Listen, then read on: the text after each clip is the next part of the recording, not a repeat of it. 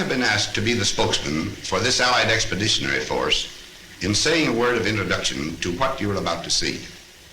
It is a story of the Nazi defeat on the Western Front. So far as possible, the editors have made it an account of the really important men in this campaign. I mean the enlisted soldiers, sailors, and airmen that fought through every obstacle to victory. Of course, to tell the whole story would take years, but the theme would be the same. Teamwork wins wars. I mean teamwork among nations, services, and men. All the way down the line, from the GI and the Tommy to us brass hats. Our enemy in this campaign was strong, resourceful, and cunning, but he made a few mistakes. His greatest blunder was this. He thought he could break up our partnership, but we were welded together by fighting for one great cause, into one great team, a team in which you were an indispensable and working member. That spirit of free people, working, fighting, and living together in one great cause, has served us well on the Western Front. We in the field pray that that spirit of comradeship will persist forever among the free peoples of the United Nations.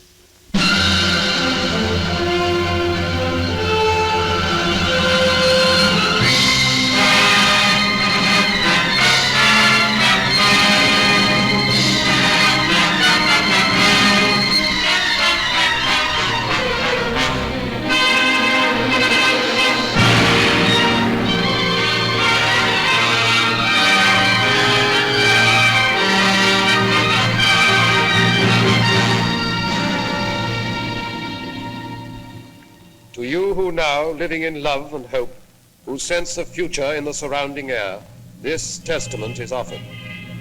Here you may look on the violent fragments of our age and the once thinness of the little thread that made us then the citizens of freedom. For dark was Europe and the face of man when this begins. The nation had gone mad and struck out everywhere the compass knew. The ebb tide of our honor fell away and left its wreckage on 100 coasts. The German cast his fires about the globe. His strength, drawn from the smoking Saar and Ruhr, lay in our weakness. And at last his conquests smoldered behind the barriers of his arms. Along the channel where the sea strikes France stood the West Wall of concrete, stone, and steel to mock the frail hopes of the petty free. Wounded, hard-pressed, and wasted on our strength, almost like madmen then, we planned to breach the wall and smash the German spine. But where? We searched the coast of Europe like fierce eagles. Between low Flushing and deep-harbored Cherbourg, our eyes sought out the place of the assault. Exits and tidal range marked shallow Flushing off. Sand and the wind canceled the Belgian coast. The North Seine beaches were too small, and cliffs barred the approaches. Cotentin, too narrow. The Pas de Calais, heavily defended. It all resolved on Normandy, on Caen. There planes could land upon the carpet ground, the coast defenses were more light, and tides had a good range, and men were safe from winds. So on 5 miles of still unblooded sand, the fretful course of fate would be assailed by armored nations. Now our people bent to the construction of a steel array and took the builder's hammer in their hands. It seemed almost as though the sun stood still till our free peoples, full of rage and power, heaved through the air the ponderous spear of war. This is our people's story, in their words.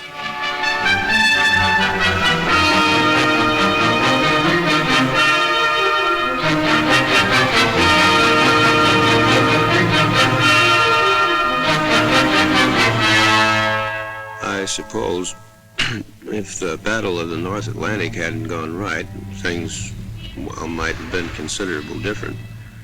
That was an ugly time for all of us. Merchant ships, naval escort, air patrol. I guess I had my share of bad luck. I lost 3 ships and some good friends.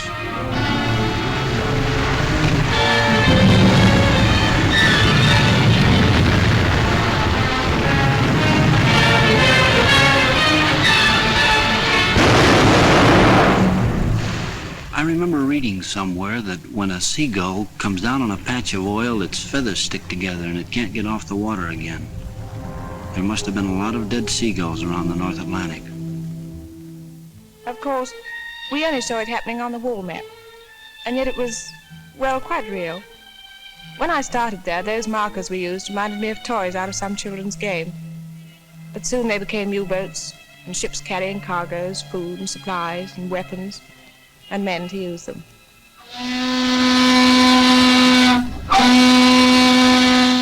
I remember coming over, the worst thing about the trip was you didn't know where you were going.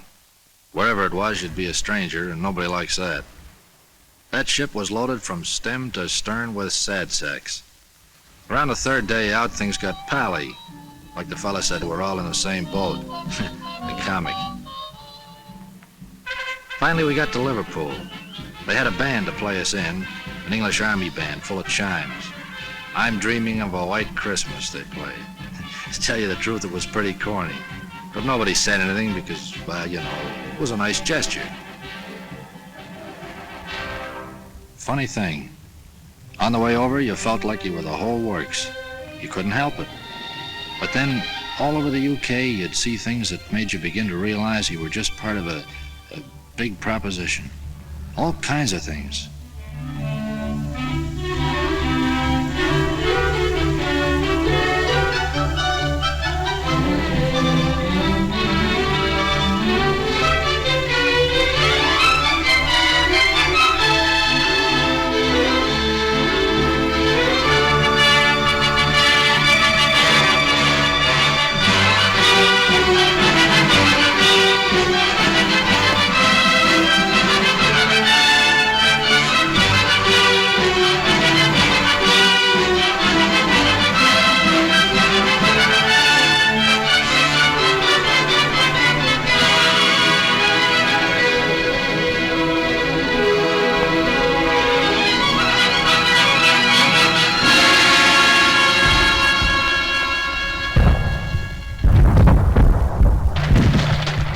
I was a pre-med student at Johns Hopkins in civilian life.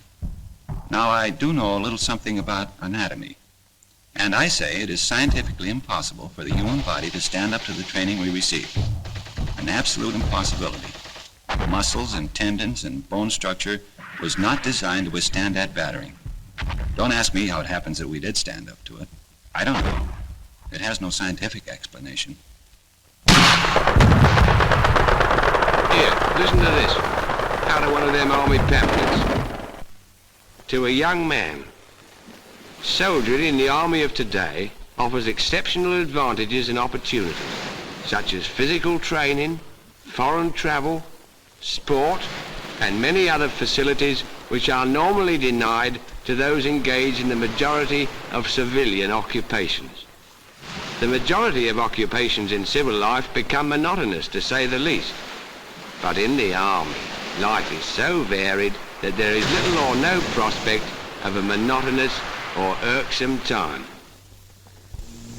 So men were girded for their highest hour, and while they learned the lethal arts of war, in small and secret rooms, the planners met to watch their work mature.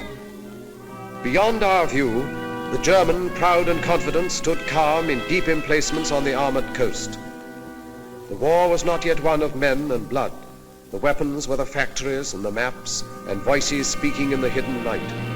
Season by season, all our plans advanced, and those few men on whom the mass of war rested with all its weight worked ceaselessly. I used to wonder whether the millions of people doing their various jobs realized they were part of it all, paving the way for the invasion. We kept bashing away at German targets, mostly steel and oil. The Ruhr, Hamburg, Battle of Berlin. Things were getting tougher every trip. More ground defenses, more night fighters, more crews not coming back.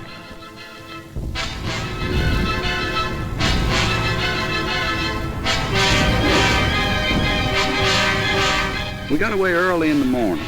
Sometimes we'd see Lancasters coming back. A lot of times we'd stoke up the same targets they did. We beat up aircraft factories, too. It was a D-Luke service, day and night, 24 hours a day. We dropped agents over France. Must be awful to risk your neck and have to keep it secret. One-man submarines, torpedo boats, commandos. We used them all to bring back cups full of sand from the beaches for analysis. It had to be quick drying with a solid clay foundation. It would have to support 30-ton tanks. I must have photographed nearly every field in France. The real job, of course, was the Caen area, but I didn't know that, nor did Jerry. We dropped stuff to the Mackie, arms, ammunition, sabotage materials, and so on.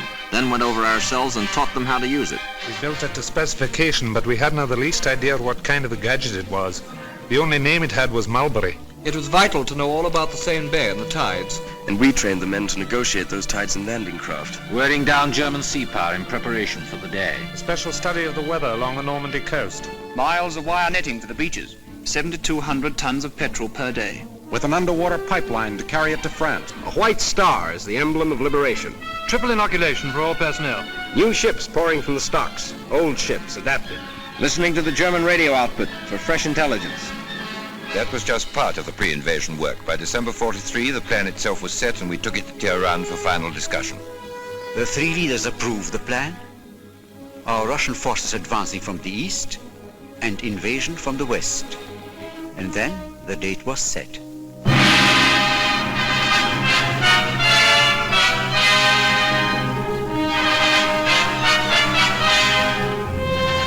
I assumed command at Schaeff with the best all-round team for which a man could ask. Some had already been working for months in England. Others I brought with me from the Mediterranean. We adopted first a master plan, and then had to coordinate every last detail of the ground, sea, and air plans. While this was going on, we led off with an air show designed to make the landing points as soft as possible, to batter the German communications, and to make certain we'd have control of the air. It was quite a show. Those airmen did a magnificent job.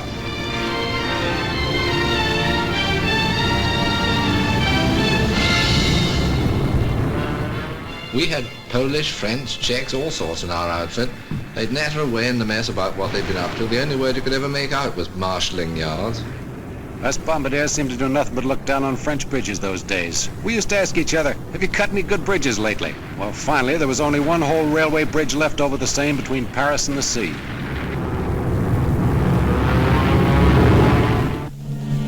Down in the late spring, through the wounded towns of England, moved the mass made by our patients. 2 precious years of plans were put away. The offices were empty. All the maps were rolled up on the walls. What had been paper at last had come alive. Across the channel, aware of our resolve, with cold contempt, alerted Germans stood beside their guns, and reinforcements rumbled from the Rhine. Their generals were prepared, their might was poised. They looked across the heaving sea and grinned. They would reap harvest of us on the beaches, and even death himself would stand amazed. Yet faint across the groaning of the sea came the thin thunder of a mass of power. Drawn from the great free peoples of the earth, it gathered in the ancient ports of England to crowd upon the steel-encumbered ships.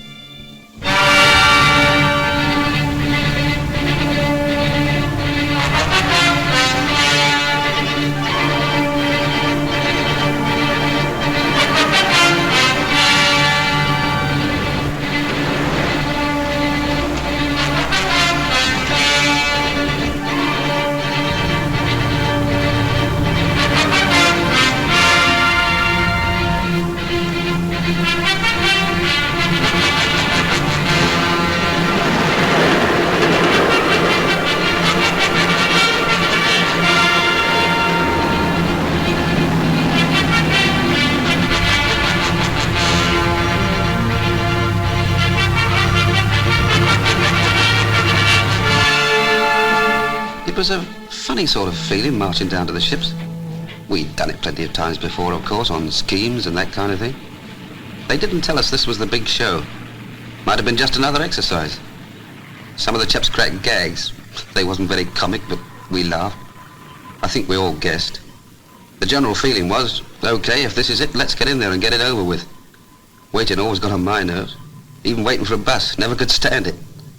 Well, after a bit, our ship found its place in the middle of all the rest of the stuff. And there we stayed, for days.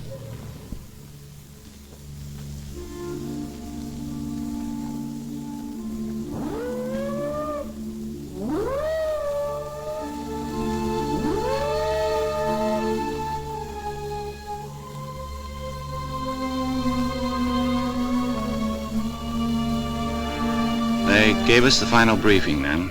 We knew what to do and how. They told us where and when. That's a briefing. I listened to every word. Wrote it down in my head like a record, and it kept playing over and over again. Piece of beach in the morning. Ever since I became a soldier, they were getting me ready for this. Before, there'd been time in front of me, protecting me. Now the time had worn away, and there were only a few hours left. In the morning, I'd have to face it. I tried to imagine how much fear I would have, you know, if it would keep me from doing my job. I suppose everybody else was wondering the same thing.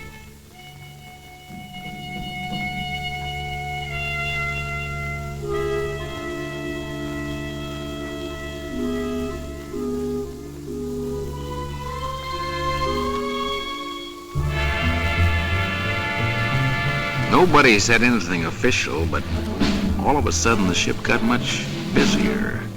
And over the amplifier, the chaplain said he'd be saying Mass at 18:30 hours. Funny, I don't think I ever believed, even after the final briefing, that the invasion was going to come off. Then a voice in the loudspeaker said, "Men who wish to take their anti-seasick pills should take the first one now." That did it.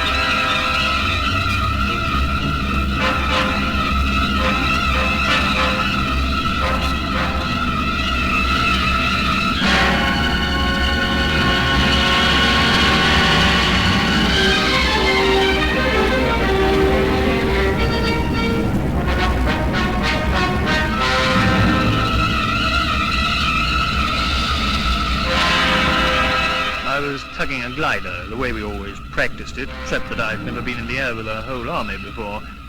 3 airborne divisions, the 6th British and 82nd and 101st American. Just before the glider pilot cast off over the landing zone, I wished her good luck over the radio. It seemed a sort of inadequate thing to say. As Supreme Commander, let me break in at this point to say just a word about the Navy. From the moment of embarkation to that of landing, the full burden fell upon the Navy and our merchant fleets. They had to sweep the mines, bombard the coastal batteries, marshal and protect the transports along the coastline preparatory to landing, and, finally, man the small boats that carried the soldiers to the beach. On that day, there were more than 8,000 ships and landing craft on the shores of Normandy. It was a most intricate task and a vital one for the success of our plans. The courage, fidelity, and skill of the Royal and American Navies have no brighter page in their histories than that of June 6, 1944.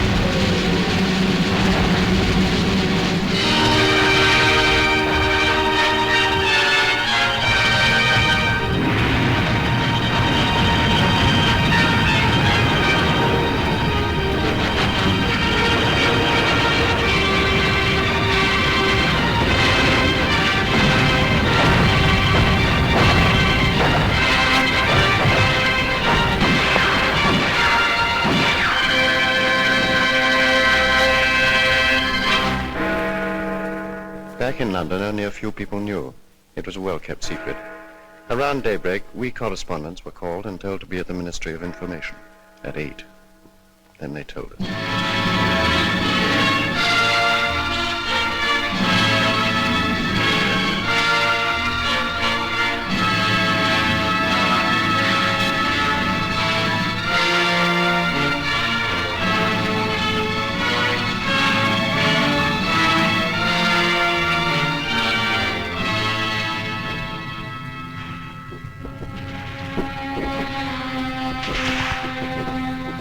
They called our beach Omaha.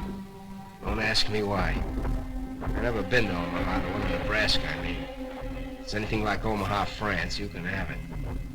I understand Omaha was the roughest spot.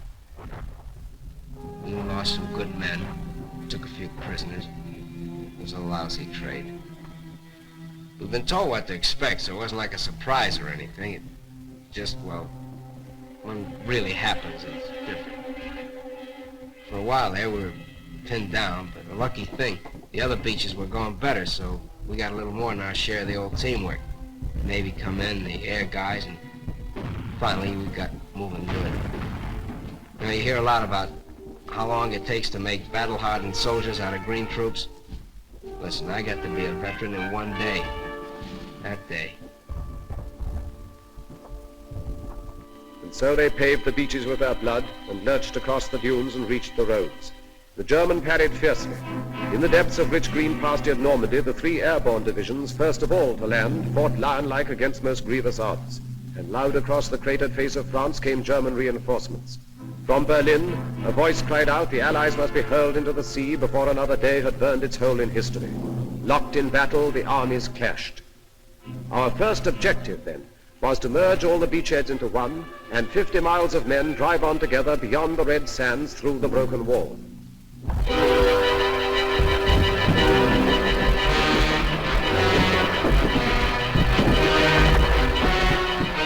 Where I was, it wasn't too bad getting ashore. After that it started. We had to fight for every bloody field. And it was the same each time. Crawl on your belly, keeping your backside down like you'd been told. Chuck in a few hand grenades, then rush them. Sometimes they killed us, but we were killing more of them. The trickiest part was the farms. They were regular little jerry fortresses. If we couldn't manage them on our own, then we'd have to wait while the company commander called back for artillery support. The Navy was still with us too, chucking in shells ahead of us. In 3 days we advanced 7 miles. Then we were told to stand fast and dig in.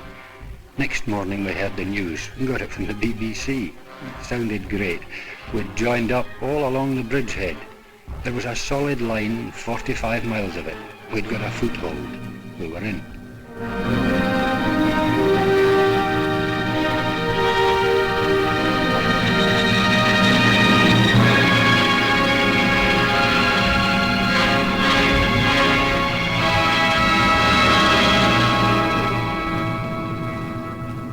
We didn't have to do much navigating to get there. You just followed the convoys.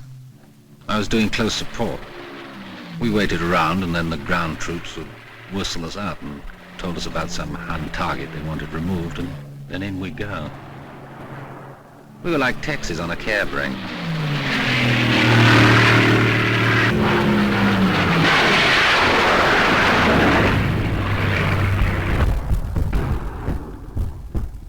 Something nice about a beach, any beach. You think of a beach, and chances are you'll remember something nice, like a party or a picnic. Pals from the old days, girls in bathing suits. But the one I worked, Utah, looked more like a freight yard once we got going. For quite a while, we brought most supplies right over the open beach, like we'd practiced it and like we'd made up as we went along. We worked a 24-hour shift, ducks, lights, rafts, rowboats, all sorts of Rube Goldbergs. The stuff just kept pouring in. Tanks, trucks, food, ammo, guys, millions of things.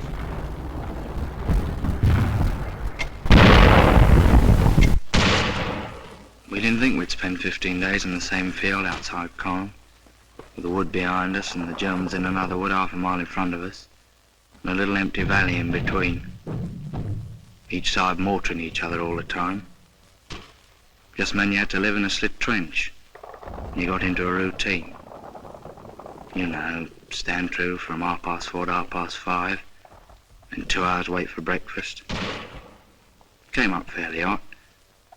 Tin bacon or sausage, tea, and of course biscuits. We've been living on compo food since D-Day. It was good food, but, well, you know, you got tired of it. I'd have given a lot for a slice of fresh bread and butter or a cup of fresh tea. 15 days is a long time to stay in one place and be mortared. You get so you think everyone's coming straight for you.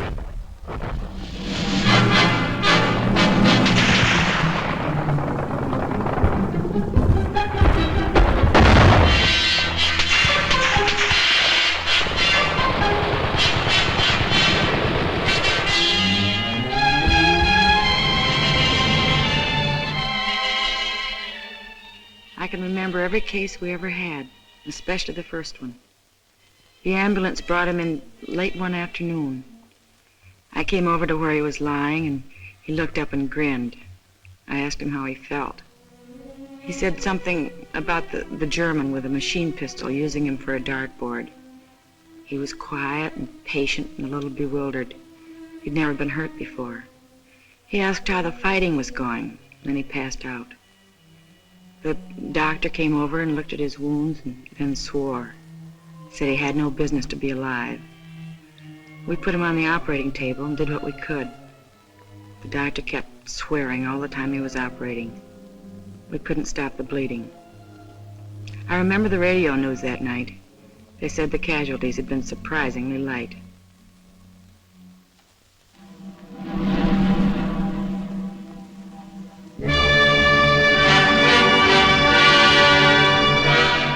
They said the whole thing was dear old Winston's idea.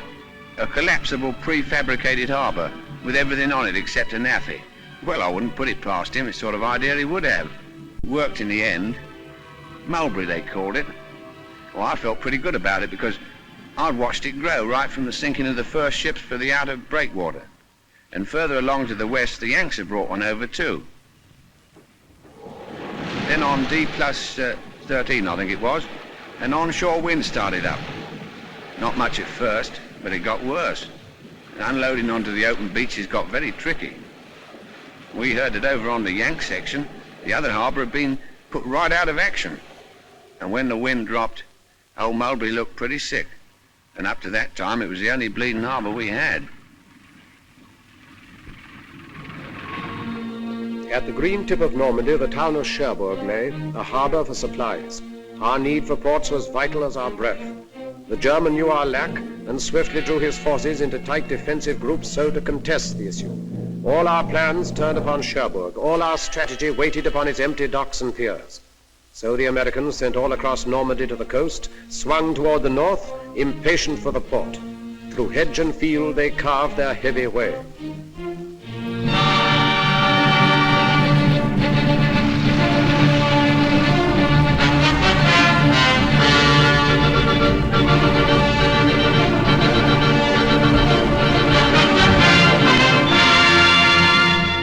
You remember back now when it seems like we took Cherbourg a couple of days after we hit the beach. Actually, it took 19 days to cover 30 miles. 30 miles and about 92,000 hedgerows, and a battle at every hedgerow.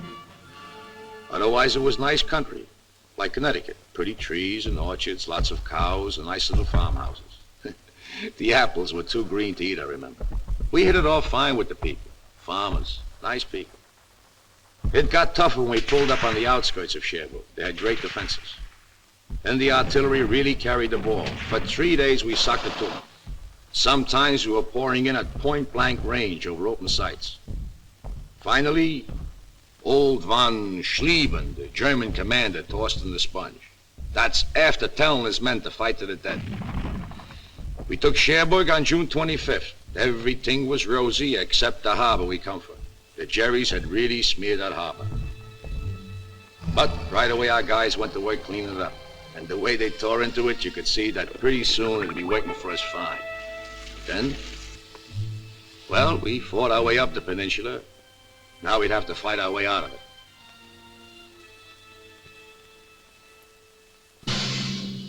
And everywhere inside France, we men of the Maquis were fighting too.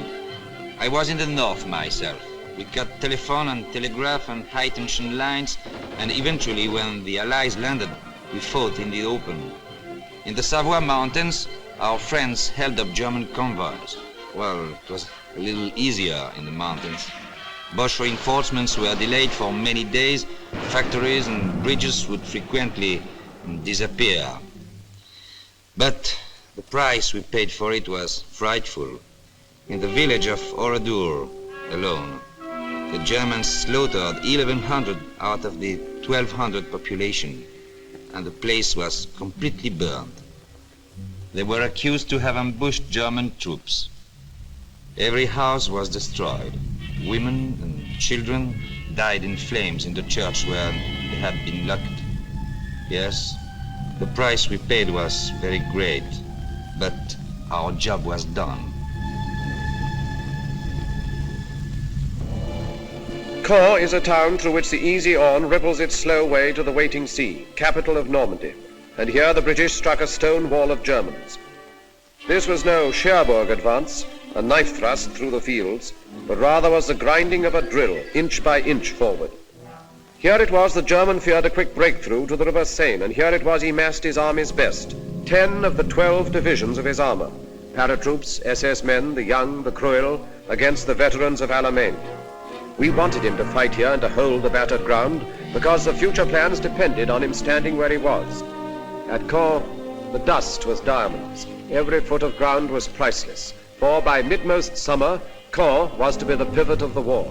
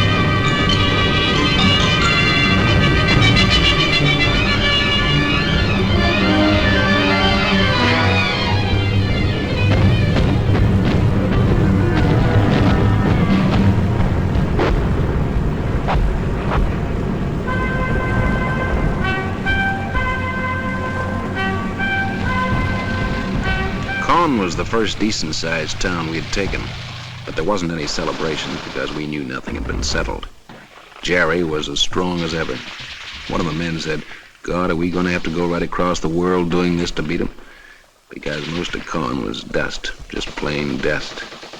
I wondered what Hamilton back home in Canada would look like after a beating like that. Well, anyway, our tanks and the British started massing and moved south out of the city. We knew there was a big do coming up.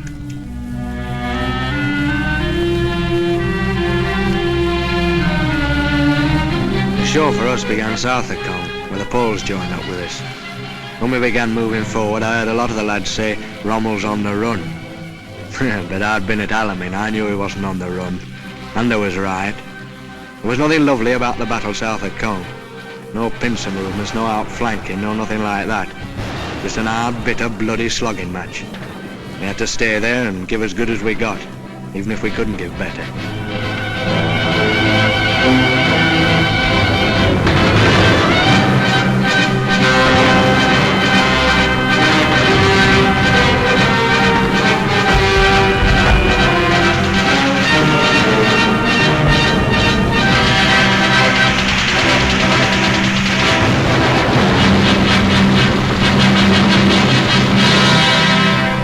Beyond the rubble and the dust of Caen, the Empire troops kept up their endless pressure.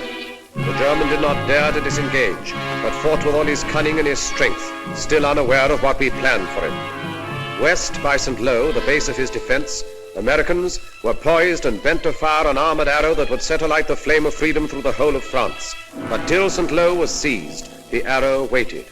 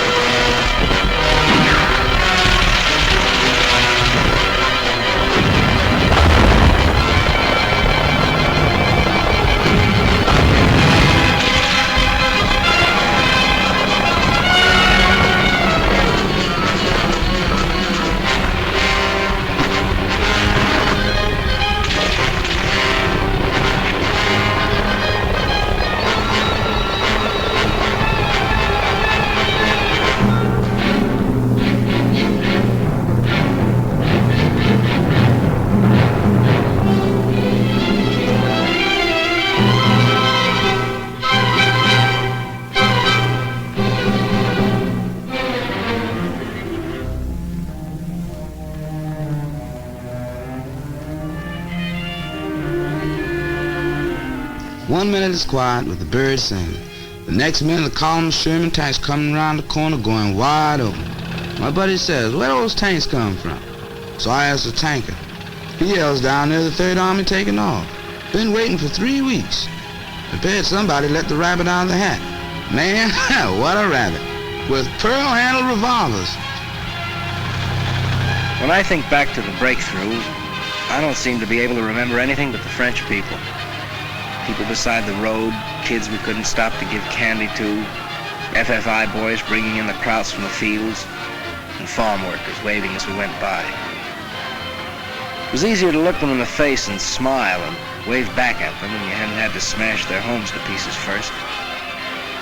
The morning we got into Rennes, boy, that really was liberation.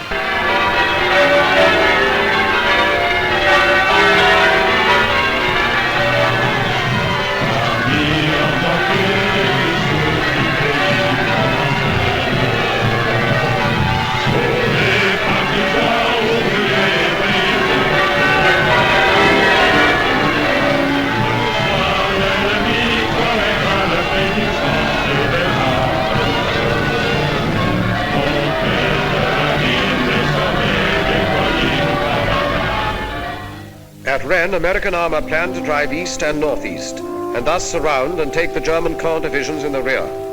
The foe laid plans to stop the Arrow dead by cutting its supply route at the point where it stretched narrowest along the coast.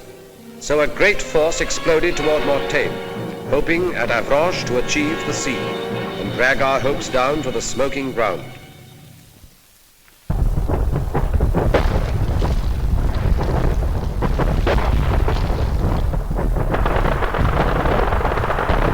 There's a lot of places I'd rather talk about than Mortain. That's where I got hit. We've been going great up to there. Some of the guys had even been singing, harmonizing. And then that first German artillery caught us. Pretty accurate, too. An hour later, I was short 18 men. Well, we holed in and we hit back with everything we had. They weren't just trying to stop us, see? They want to come right through. And then me. I get a belt in the face left side and I keeled. The last thing I remember is looking up and seeing those RAF Typhoons. When I heard them screaming up ahead, I thought, geez, I'm glad they're on our side.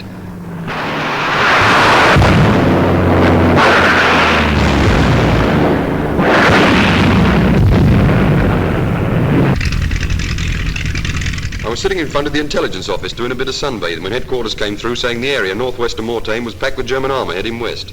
Well, that started it.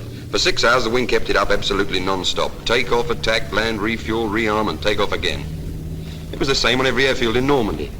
The only briefing I gave the chaps was, well, you know where they are. And the only interrogation when they got back was, well, how many did you get?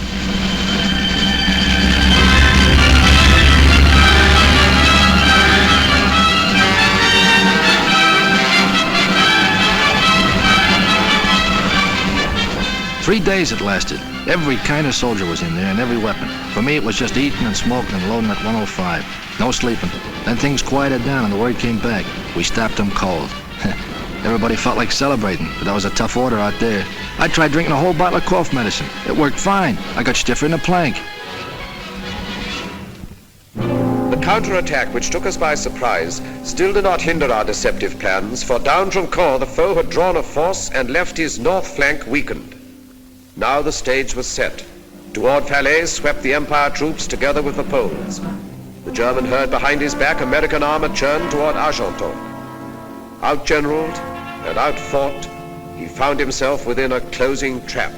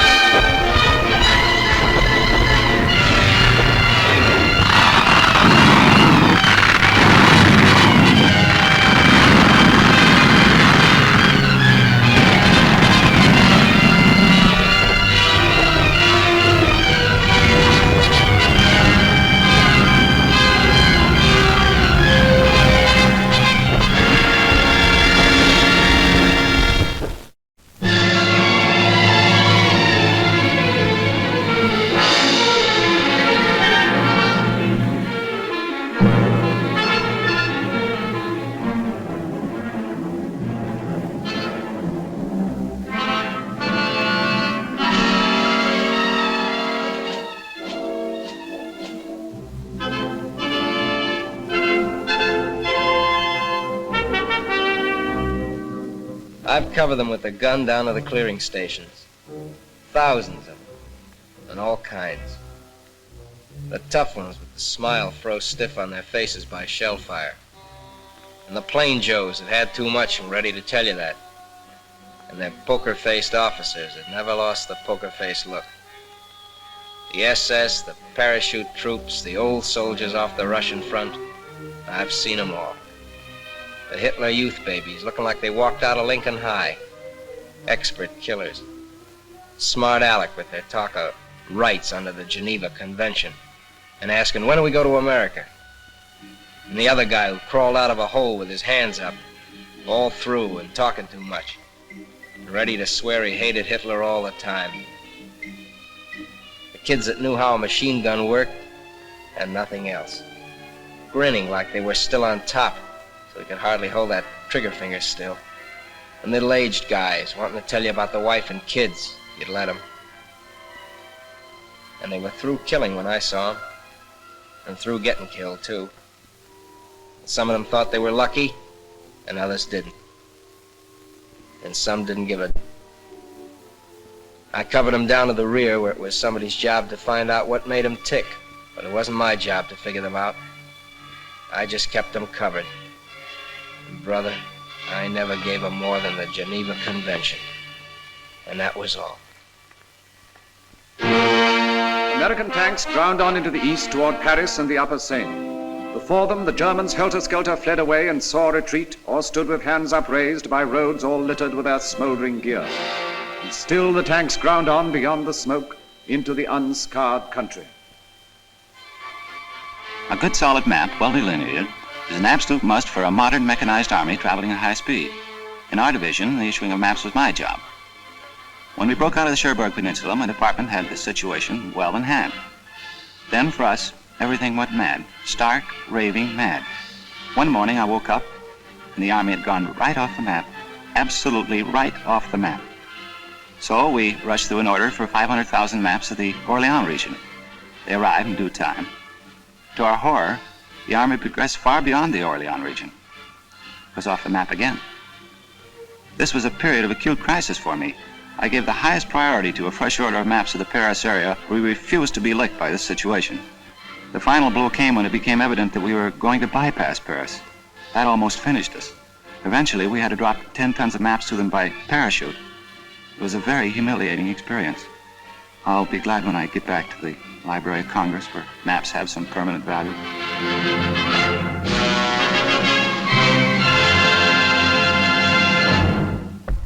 While the Allies were fighting near Paris, we French soldiers of the Leclerc Division were fighting in the Normandy fields. And suddenly an order came. Go to Paris, it said, and take it. The Allies, after having equipped our division with tanks, guns, rifles, lorries, and jeeps, that night decided to give us Paris, too. So at 4 o'clock in the morning, the division starts rushing on the roads, and in the sky, on the right, on the left, everywhere, the American Air Force protects our trip. What a trip. 250 kilometers in one day. I think I'll tell it all the time to my grandchildren and bore them with it until I die.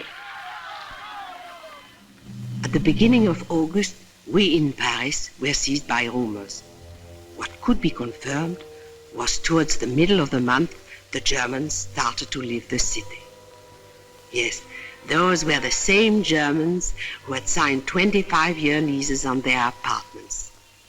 Then, on the 14th, our police went on strike. The next day, the Gestapo left. That was the day, too, when a police car opened fire on a German detachment on the Place de la Concorde and began the battle for the city. After that, it seemed the French flag was hanging from every window. All the flags were made of curtains, old dresses, rags, everything, it didn't matter. 4 days later, we heard shouting coming from the Hôtel de Ville. We started running. Me, my husband, everyone in our house. As we ran, people were screaming. The French army had arrived. When we got to the Place de l'Hôtel de Ville, we saw it was true. I kissed my husband because he was crying. It's funny. We began to realize how unhappy we had been for 4 years and how lucky we were to be alive on this August evening.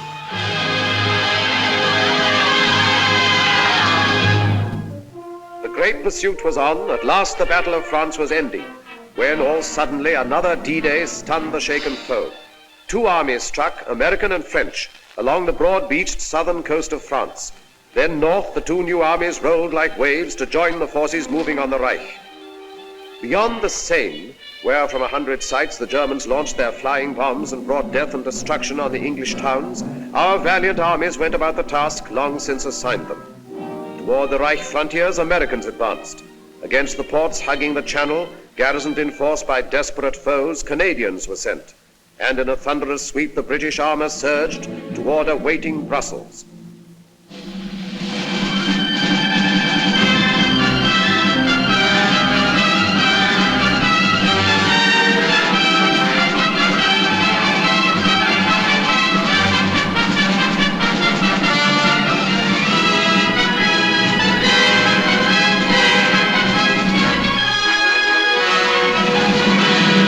People of Brussels laughed and cried and threw flowers in the tank and said, "Goodbye, Tommy," when they meant to say hello. Man, they were happy. I suppose they were no longer afraid. But I remember wondering then how the first German civilians would react to us.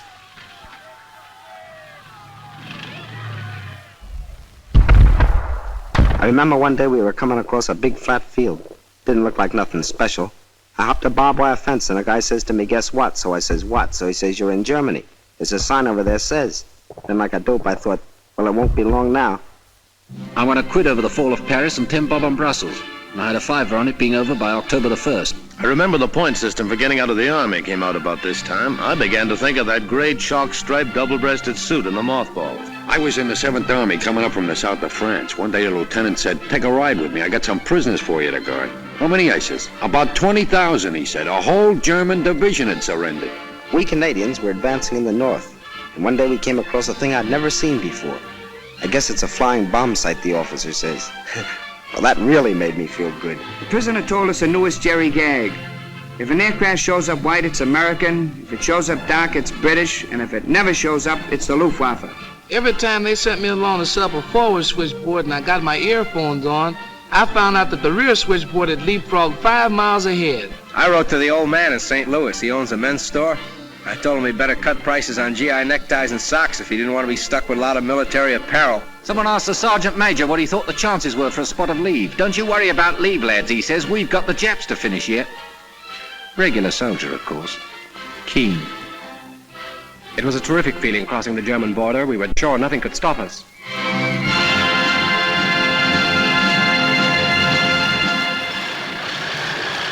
Every line must somewhere have an end. In southeast Holland, nothing lay between the British Army and the German plain except 2 rivers and a town. And so we made our plans. To send an airborne army down to seize Eindhoven and the bridges at Nijmegen and Arnhem. Then to hold them for the force that would sweep up like thunder from the south. Thus, where no line existed, would the Rhine at last be crossed in force. I was to jump last to Arnhem, so I sat right forward by the window. I could see nothing but blue skies and Dakotas with the fighters up topside like midgets. One of the boys was reading a newspaper. He showed me a funny piece in it. I couldn't laugh. The coast of Holland came along before I was ready for it. Someone yelled, "Running up now." We got to action stations. I remember thinking, what a bloody bit of bad luck to be bumped off now when the war's nearly over.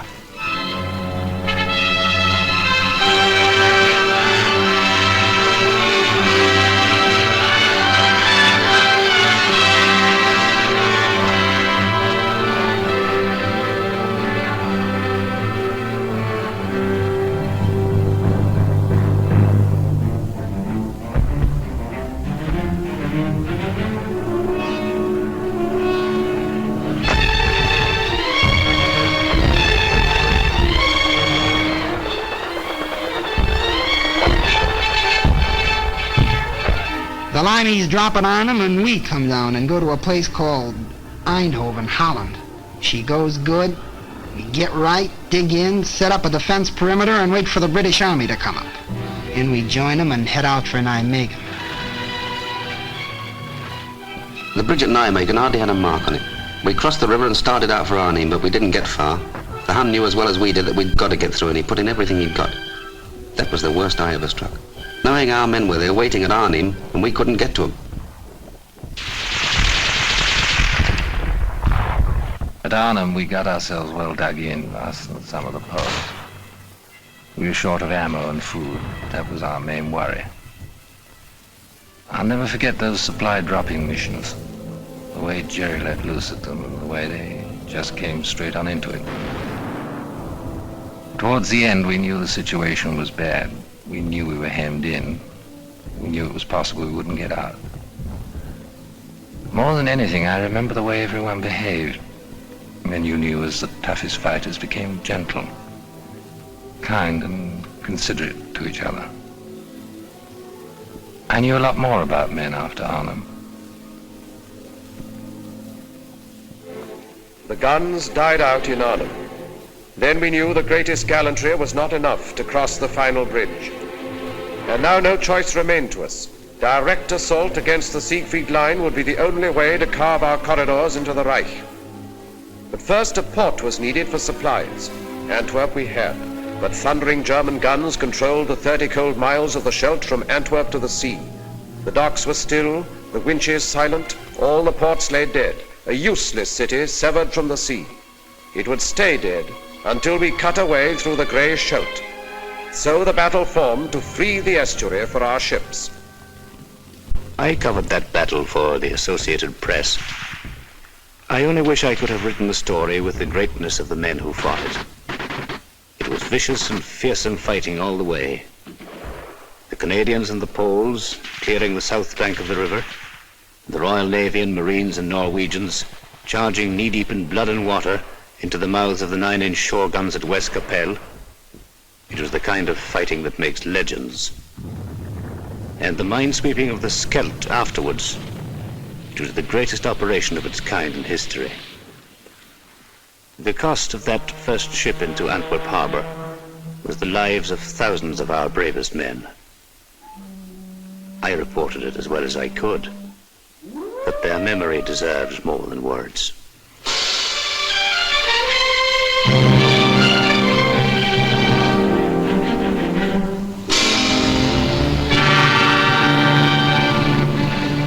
I was hauling on the first convoy out of Antwerp.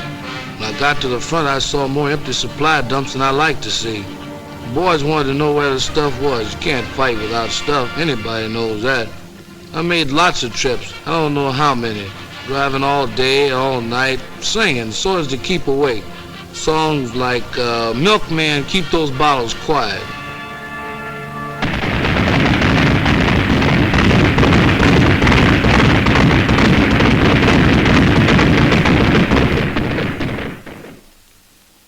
My job was to see to it that they had a new toothbrush and a cot, maybe a book to read when they came over from the east bank to the west bank of the Moselle for a little rest.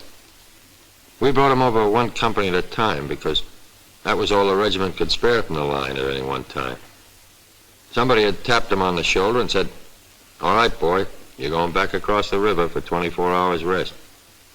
And here they were, where they could rest. They just couldn't believe it. Here they were for just 24 hours without war. Everything was down to essentials, counted out like dollar bills through a teller's window.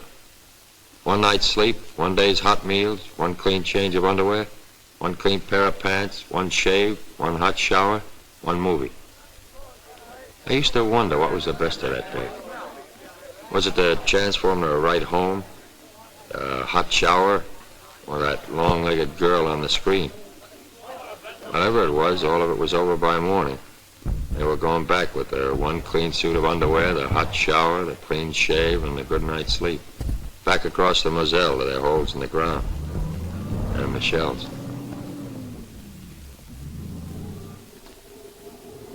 By that time, we knew we were going to see a winter campaign. There was no way out of it. The Germans were dug in and they were tough. And And it was plain that until we got a lot stronger, we weren't going anyplace.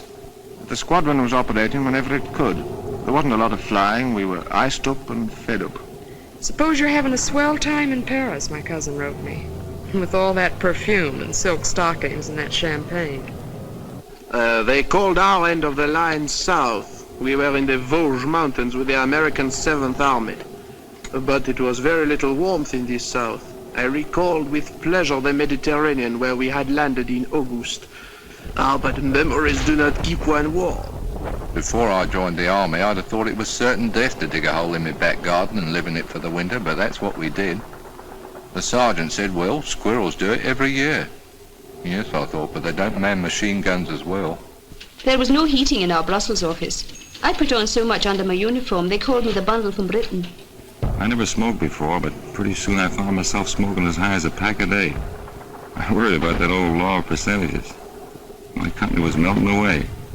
You'd look up one day and be fighting alongside a stranger. It was a lonesome feeling.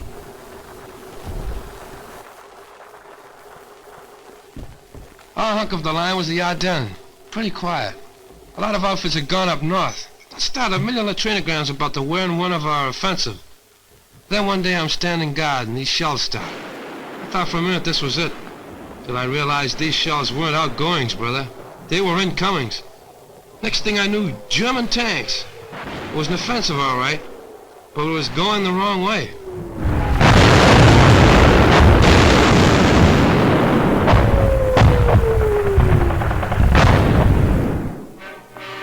The offensive we were mounting to the north was suddenly forestalled and set aside, as through the rugged, thinly held Ardennes von Rundstedt struck. He cut a fiery path through the American lines and sent his tanks desperately driving toward the river Meuse. A night of fog and pale December frost saw the beginning, none foresaw the end. He aimed for Antwerp's harbor through Liège, and all our plans held fire while we bent our strength to curb the Germans in the Bulge.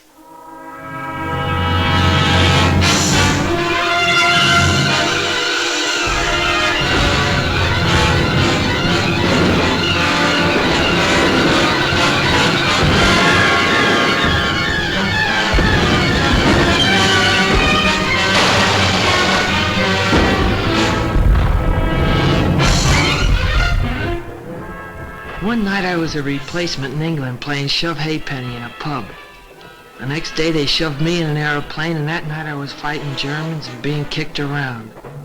I don't know about the other outfits, but mine was being cut to ribbons. They were dropping all around me.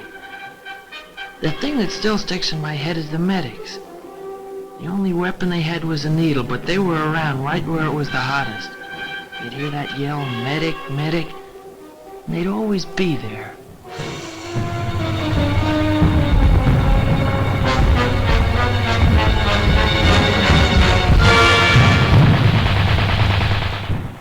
Our whole division got a presidential citation for what happened up at Bastogne. Even me, just a cook.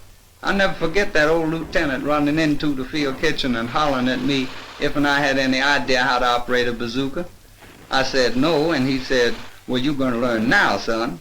I did, and I'll be doggone if in the first shot out the barrel I didn't get me a Jerry tank. Got interviewed later by Stars and Stripes. They said it was a crackerjack story. I tell it at the drop of a hat. We'd been up north where things were a bit static, so we were quite glad to be moved down to the top side of this bulge.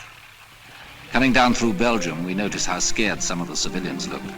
Natural, I suppose. We were held in reserve for a week, and then they sent us into action. On account of the fog, we couldn't get any air coordination. You sure miss it bad when you've gotten used to it all the way since D-Day. And then on December 24th, like a Christmas present, that sun come up, and after a while we was giving him the old 1-2 again.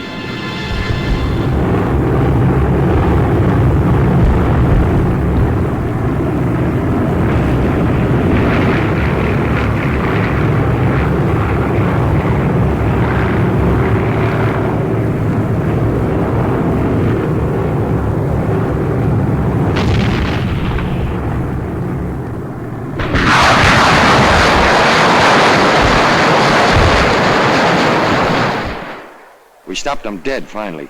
It cost us plenty of men, but we stopped them. And we started moving ahead again. The rest of us.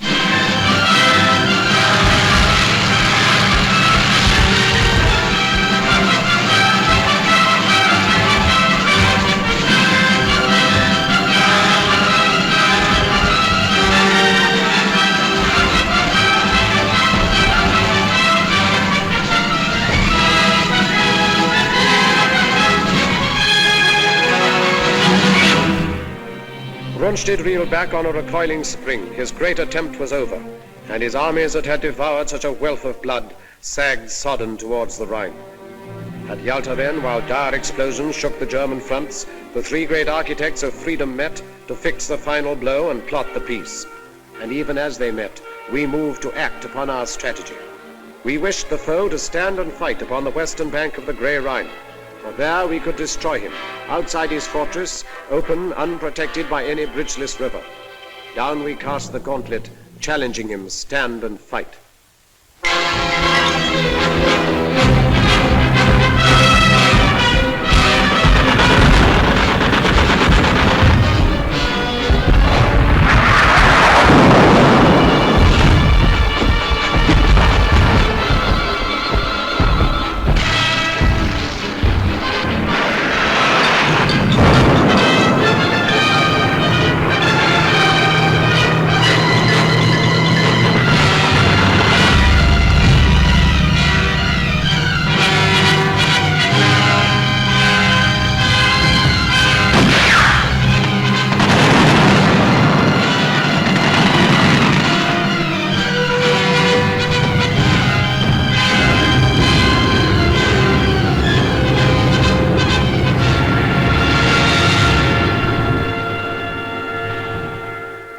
We were attacking the north with the Canadians, round about the Reichswald forest and the Dutch frontier area. It was wet and filthy. They nicknamed our army commander Admiral Creeler. Well, anyway, the enemy put up some very stiff opposition. But actually, this was just what we'd hoped for. It showed that Jerry's emotions about fighting for every foot of his beloved fatherland were getting the better of his sense of strategy. And every German killed on our side of the Rhine was to make it easier for us on the further bank. And a lot of the Boche were killed, I can tell you. Reichswald was the bloodiest show I've seen in this war.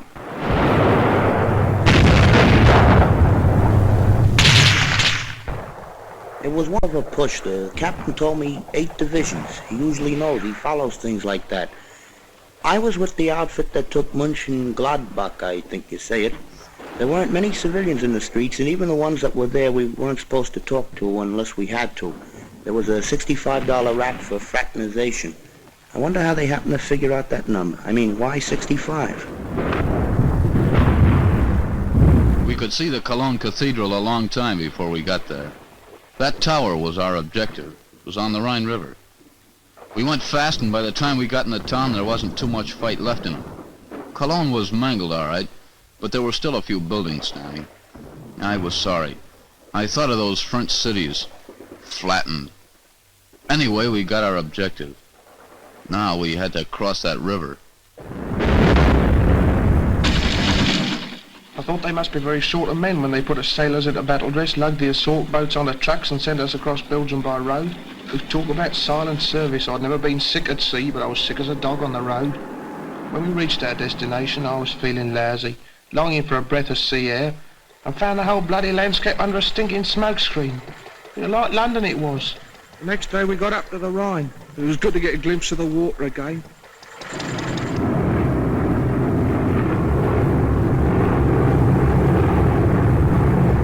Our Air Force has given the old lumps on the east bank of the Rhine, but I was still nervous.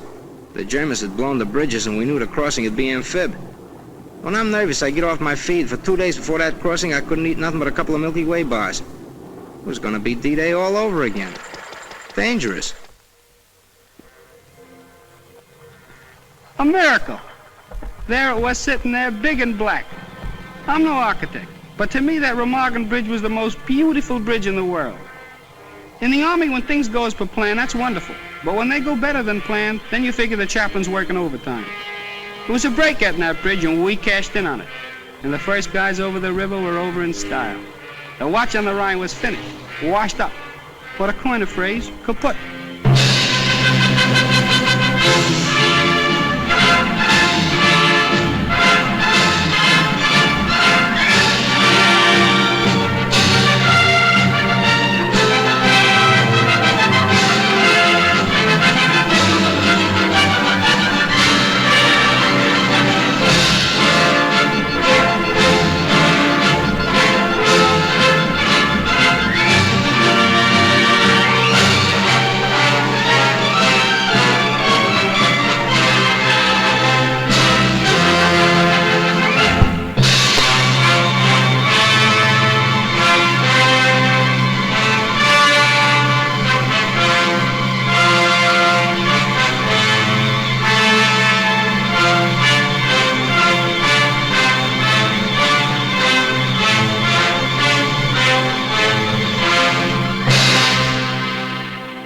We got across okay and everything was going fine. But suddenly I gets detailed to guard some German prisoners.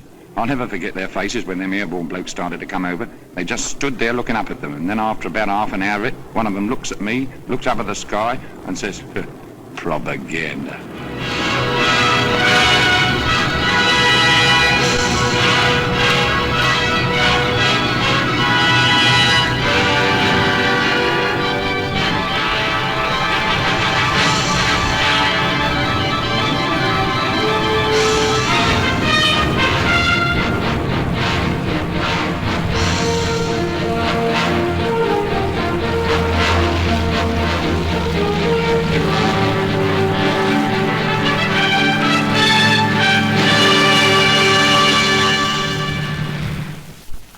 Ruhr Pocket was the first big objective across the Rhine.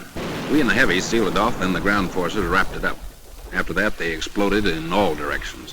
Cut the Jerry armies up in pockets, then take them one by one. That was the program. The Third Reich was being carved up like a Christmas turkey.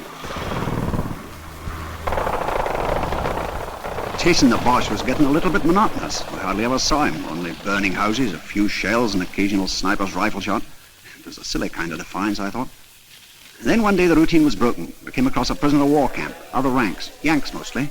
They went mad when they saw us, screeched Red Indian war cries, pummeled one another, and asked what the news was. I seemed ashamed to tell them when they were so happy. Well, there was nothing for it. I told them. President Roosevelt died yesterday afternoon, I said. You should have heard him quieting down. For once in this campaign, they all felt as though they'd suffered a major defeat. I'd have liked to have stayed there, talking to them, trying to cheer them up, but we had no time to lose. Jerry only had a few hundred square miles of earth left to scorch. Our job was either to hurry him up or scorch it for him. We were in the home stretch, cutting deeper all the time, when we ran into these displaced persons, slave workers. They were sick, hungry, from all over Europe. The roads were jammed with them, but they kept out of the way and didn't give us any trouble. Like a fella said, there's a lot more than town's going to have to be reconstructed. I wondered what was up when all our AMC personnel in our lot down to stretcher bearers were urgently called for. I soon found out we'd taken the Belsen concentration camp. Well, I'm not squeamish. I've seen amputations, operations, deaths long before I went to the army in '41. I was a warden. I lost count of all the arms and legs I pulled out of the wreckage down in Croydon and got quite used to it. But this was different, very different. I don't know any words big enough to make you understand what we all felt. All I can say, and I'm proud of this, is that I had to fall out and be quickly sick in the courtyard. As I say, I'm not squeamish, but, well, I'm human and thank God for it. The government sent a few of us congressmen over to see those camps. And if there's anybody left who wonders if this war was worth fighting, well, I wish they could have been along. There it was, right in front of us, fascism and what it's bound to lead to wherever it crops up. I talked to some of the prisoners, the ones that had the strength to talk. Their offenses were the usual Nazi crimes, you know, wrong religion, or wrong race, belonging to a union, or the wrong political party. In Germany, it led to over 400 camps, like the ones I saw. It was the worst thing I ever saw in my life, and I wouldn't have missed it for anything.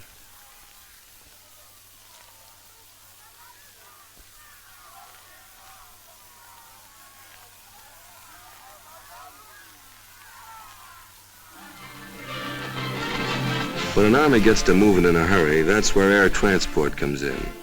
We'd been flying in the stuff along with the British Transport Command since D-Day. And towards the end, they seemed to be moving faster on the ground than we were in the air. As pocket after pocket of the foe fell, our hopes rose higher than the soaring flames that marked the broken towns of Germany. In Italy, 1 million prisoners came in, as with a single sudden blow, the German power was smashed. Then our tanks drove through the southern mountains, where the foe had hoped to make his furious final stand. The Russians took Berlin and cut the heart from Hitler's empire. And he himself, who planned to rule the earth from pole to pole, vanished like smoke among the falling walls. Upon the green banks of the River Elbe, we waited for the East and West to meet.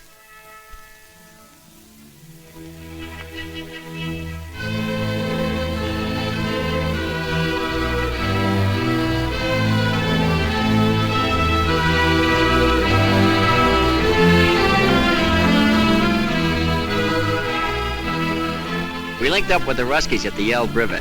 I hung around for a couple of days with a Tommy gunner named Kanin.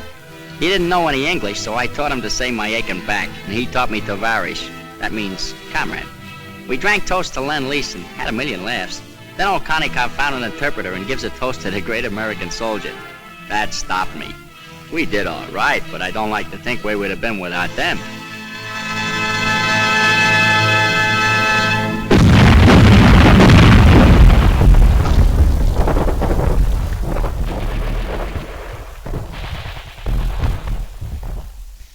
We were going towards the Danish frontier, Bremenfeld, then Hamburg.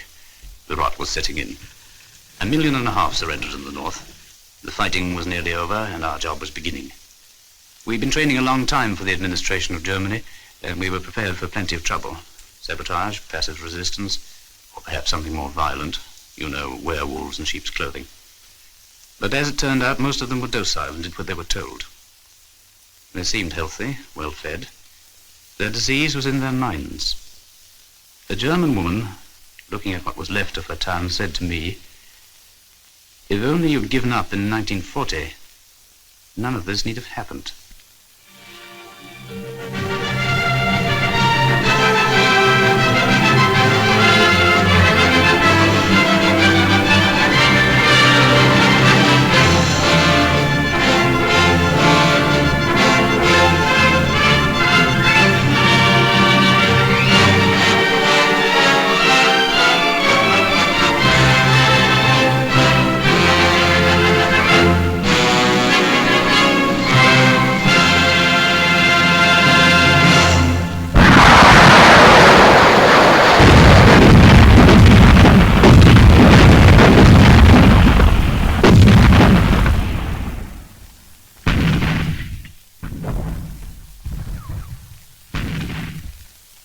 At 1 minute after midnight, May the 9th, 1945, the guns stopped.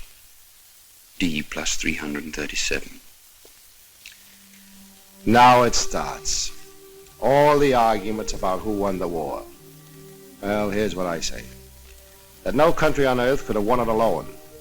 So what does that mean? That anybody who wants to take a bow by himself is not only boasting, but nuts.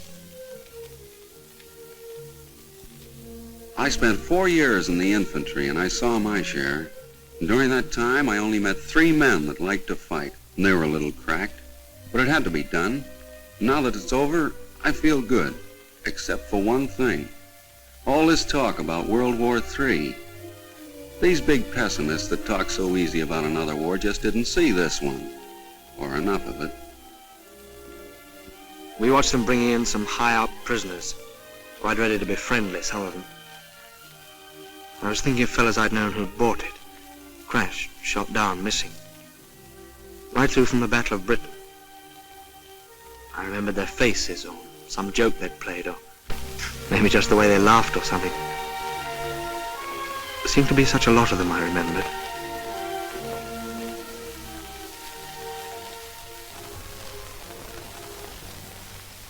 To the victor belongs the spoils. That's what they say. Well, what are the spoils? Only this. A chance to build a free world, better than before. Maybe the last chance. Remember that.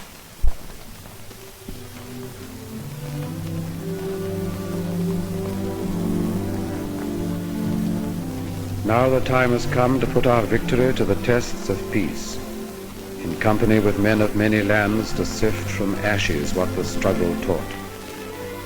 In the rebuilding of a broken earth, may we keep in our hearts this ancient prayer. O Lord God, when thou givest to thy servants to endeavor any great matter, grant to us also to know that it is not the beginning, but the continuing of the same until it be thoroughly finished, which yieldeth the true glory.